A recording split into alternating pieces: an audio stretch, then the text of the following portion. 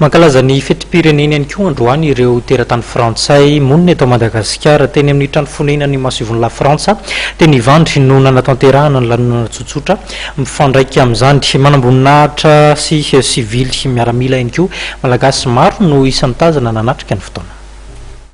Tetsy amin'ny résidence de France tetsy hivandro no nankalazain'ireo teratany monina sy miasa eto Madagasikara androany atoandro ny fetim-pirenena frantsay.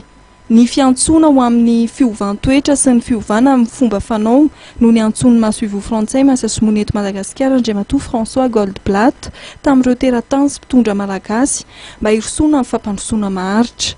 No mariany tamin'izany fa tsy hisy velively ny fampandrosoana sy ny fanjakana tsara tantana raha toka tsy mipetraka izay fiovam-pamindra izay. Natsapa ihany koa ny masoivo frantsay fa efa hita taratra ny fahavonona mpitondra ankehitriny hiroso amin'izay fiovana toe-tsaina izay.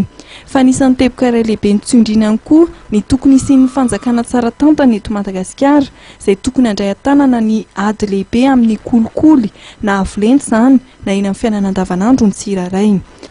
Votre pays doit avoir confiance en son destin et en sa capacité à surmonter les obstacles. Madagascar doit savoir résister au vertige de la crise permanente, qu'il faut laisser une bonne fois pour toutes derrière nous. Le succès ne survient pas par hasard. Il est le produit d'un effort, d'une volonté, d'une forme d'acharnement à vouloir réussir pour soi-même, pour ses enfants et pour son pays. Les recettes du succès sont devant vous. Il est crucial que vous vous en saisissiez avec constance, avec application, avec conviction et avec enthousiasme. En guise de première priorité, terrasser la tentation de la corruption et la prospérité économique ainsi rendue possible vous le revaudra au centuple.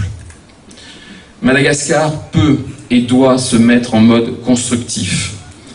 La normalité retrouvée de la situation politique n'est pas une anomalie. Il n'y a pas de piège caché derrière le fonctionnement serein et régulier des institutions. Il n'est pas vrai qu'à une période de calme doit succéder une période de bouleversement. Les crises passées ne portent pas en germe les prémices des crises futures. Si tout va bien, c'est que tout va bien. Nanamafy Andriamatoa François Goldblatt fa vonina hatrany ny anoany la France eo amin'ny fampandrosoana ny Madagasikara no mariany raha teo fa manana tantara iraisana amin'ny firenena roa-tonta.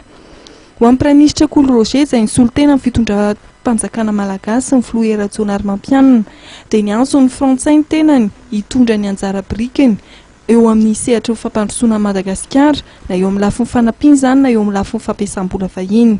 Nampatsiahivy fa manana fifandraisana ara-barotra lehibe i la Frantsa sy Madagasikara ary afaka ampiroboroba hatrany izany. Fampinana dia ny firahalahen'ny la Frantsa sy Madagasikara zany ary sahala firahalahy rehetra misy fotoana mahafinaritra dia mahafinaritra ary misy koa fotoana indraindray fotoana hoe tsy fanarahana loatra nefa moa rehefa mpirahalahy dia mahita foana ny alaolana ary zao efa 7 taona zay efa 7 taona tsika miaraka amin'zareo vola miaraka ary vao maika raha miatsara ny fiarahantsika amin'zareo frantsay amin'izao fotoana zao.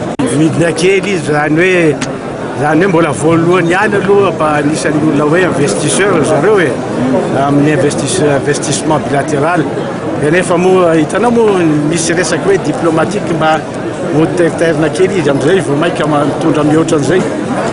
Tonga nanatrika teny atoerana ireo mpikambana eo anivon'ny gouvernemanta ireo manamboninahitra miaramila ary koa ireo tompona andraikitra isan-tsokajiny eo amin'ny sehatra ara-toekarena.